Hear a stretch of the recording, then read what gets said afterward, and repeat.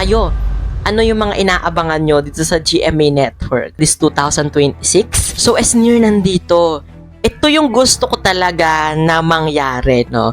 Yung kumbaga wala ng network war, David Licauco and Jillian Ward in one frame.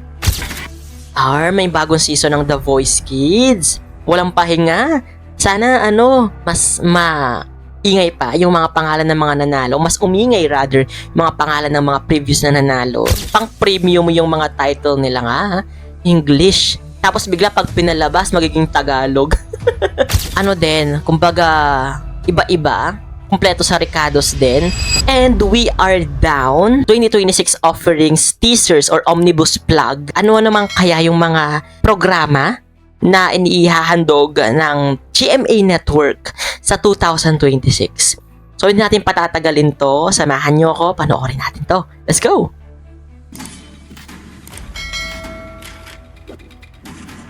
...2026 is our... Okay. Ito ang mga dapat abangan sa GMA Prime. Prime. Never say die. Hindi ko natatakot sa'yo. Uy! David Licauco and Jillian Ward in one frame? Well, hindi pa ako wait, nawiwirduhan ako sa team up. Pero sige, pagbigyan natin. Sa ngayon parang mukha silang magkuya at hindi sila mukhang mag-love team. But let's see, hopefully na madala yung storyline. Okay, sige. Reach an agreement. We'll be The Secrets of Hotel 88. Ay, pasabog! PBB collab! Yung mga nandito. So, as near nandito, ito yung gusto ko talaga na mangyari, no? Yung kumbaga wala ng network war, diba? Wala ng mga exclusive contract sa mga network at may mga collaboration na nagaganap para, alam mo yon, even though na nasa kabilang network sila is kaya silang makipag or lumitaw sa other network. And good thing yon dito sa Hotel 88 ba yung title nito? Kasi pwede naman palang makalipat or makita sa ibang network yung mga ibang artist. Kahit anong network ka pa. Lalo nagkasakit ang nanay. Parang siya, no? Mystery thriller ba yon na may isang mamamatay tapos iimbestigahan nila at sa circle nila manggagaling yung suspect. Okay. Nay, baka. The Master Cutter. Dingdong Dantes. Ano daw? Code Grey, Hari ng Tondo, Firewall Code, Whispers from Heaven. Okay. Yung mga tentative title pa lang nila. Pang premium yung mga title nila nga, ha? English. Tapos bigla pag pinalabas, magiging Tagalog. Okay, sige. Prime, Afternoon Prime. Ikaw yung gusto kong makasama sa mga araw na ganito. Salamat po sa inyong lahat. Abot ako hanggang dulo. Born to Shine. Ko, meron na akong pamilya. Apoy sa dugo. Kahit ano pang gawin niya sa akin ka lang. A Mother's Tale. Lakas nating abutin ang panalo.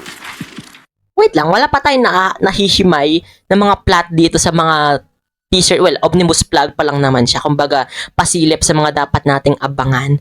And tignan natin pag naglabas na to ng mga own teasers or standalone teasers nila. At makita na natin kung patungkol saan yung mga shows na ito. The Bubay and Tekla Show on the Go. Okay.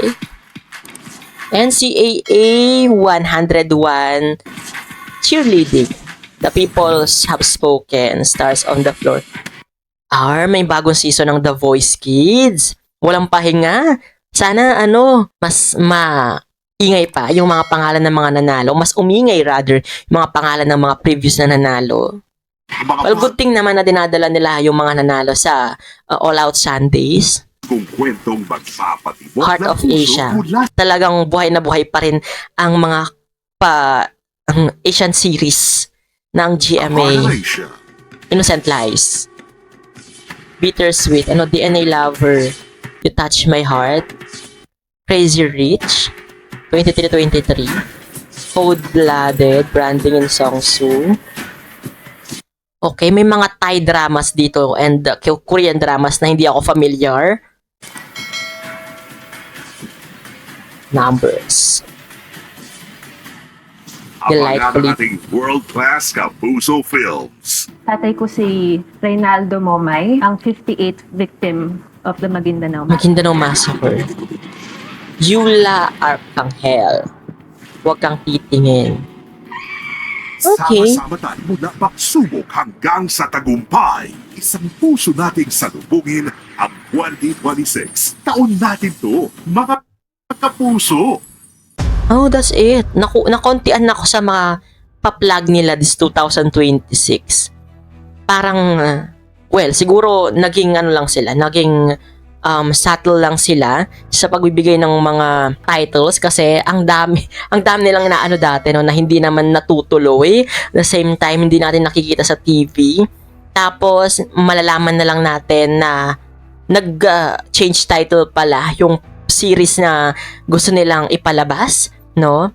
Anyway, yun na yung sa GMA Network. Ano din, kumbaga, iba-iba. Kumpleto sa Ricardos din. Feeling ko, meron namang ano dito, may pa suspense, 'di ba? May romance, may ano ba to? May fantasy. Tayo makikita this 2026 ulit. And yun, ang pinaka-inaabangan ko dito yung Hotel 88 ng Celebrity Collab Edition ng mga housemates. Kayo, ano yung mga inaabangan nyo dito sa GMA Network? May mga gusto ba kayong makita this 2026? Ano-ano ang mga ito? At ano sa palagay nyo yung mga magiging kwento or patutunguhan ng mga inilabas nilang mga titles dito sa omnibus plug nila or dito sa may 2026 offerings nila? Let me know lahat yan guys in the comment section. And syempre kung hindi ka pa rin nakasubscribe sa channel ko, don't forget to hit that subscribe button and that notification bell para lagi kang updated sa mga videos na i-upload ko pa. This has been CJ, your man of letters. Stay safe and stay motivated. Thank you for watching guys. Bye!